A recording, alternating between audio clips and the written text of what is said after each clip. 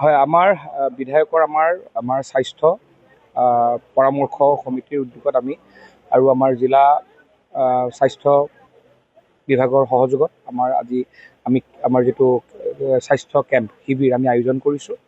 আৰু এইটো একচুৱেলি আমাৰ অকল আজি বুলিয়ে নহয়, এইটো আমি এটা পৰিকল্পনা লৈছোঁ যে বিভিন্ন প্ৰান্তত মাহটোত 2-3টাকৈ আমাৰ বিধায়কৰ এনেকুৱা স্বাস্থ্য শিবিৰ হৈ থাকিব। ইতিমধ্যে আমাৰ সমিতিখনে আমাৰ ইয়াৰ এটা পৰিকল্পনা কৰি আছে আৰু ইয়াৰ পিছৰ পৰা স্বাস্থ্যৰ লগত জড়িত যিকোনো পৰ্যায়ত যি ধৰণৰ কাম কাজ কৰিবৰ কাৰণে আমাক প্ৰয়োজন আছে, আমাক ৰাইজৰ পৰামৰ্শসমূহ আনি আমাৰ এই সমিতিখনে আমাক জনাব। আৰু লগতে আটাইতকৈ ডাঙৰ কথাটো হৈছে যে আমি এয়া আচলতে আৰম্ভণি, এইটো আচলতে উদ্বোধনী অনুষ্ঠান কাৰণে এনেকৈ আমি আহিলোঁ। ইয়াৰে পৰা আৰু মিটিং হ'বলগীয়া নাথাকে আমাৰ।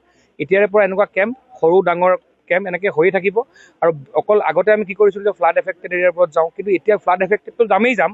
ফ্লাডৰ লগে লগে সকলো জেগাতে আৰু আমি এনেকুৱা এটা কেম্পৰ প্লেন কৰি যে এই কেম্পবিলাকতে আমি স্কেন কৰি যিবোৰ চকুৰ অপাৰেশ্যন কৰিব লাগে, বেলেগ যি ব্যৱস্থা কৰিব লাগে, আমি যাতে গুৱাহাটী নিব লগা হ'লে গুৱাহাটীলৈ লৈ যাম পৰ্যায়ক্ৰমে, আমি ডিব্ৰুগড় লৈ যাম, লখিমপুৰ মেডিকেল কলেজত লৈ যাম। তাক এটা স্থায়ী সমাধানৰ কাৰণে আমি কেম্প কৰিছোঁ। আগতে কেম্পটো আমি কি হয় যে আমি এটা এদিন কৰি থৈ দিওঁ। এই কেম্পটোৰ আমি সেইকাৰণে এটা ৰেজিষ্ট্ৰেশ্যন বনাইছোঁ।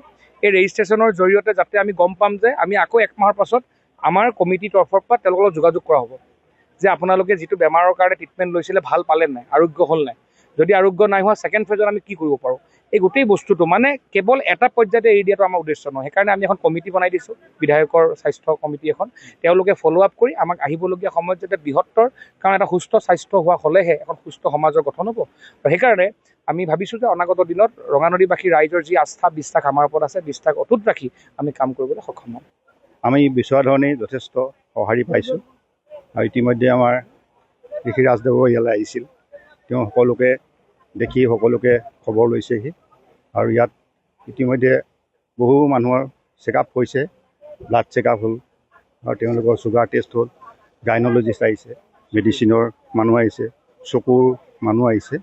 আৰু এইটো আমাৰ তেওঁৰ তত্ত্বাৱধানত আজি আমি এইটো প্ৰথম আৰম্ভ কৰিছোঁ আৰু পৰ্যায়ক্ৰমে আমাৰ ইয়াত হৈ থাকিব।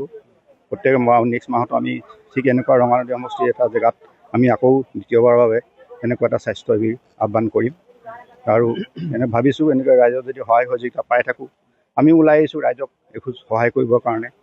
গতিকে এই সুযোগটো পোৱাৰ কাৰণে আমিও আমাৰ ঋষিৰাজ দেৱক ধন্যবাদ জনাইছোঁ।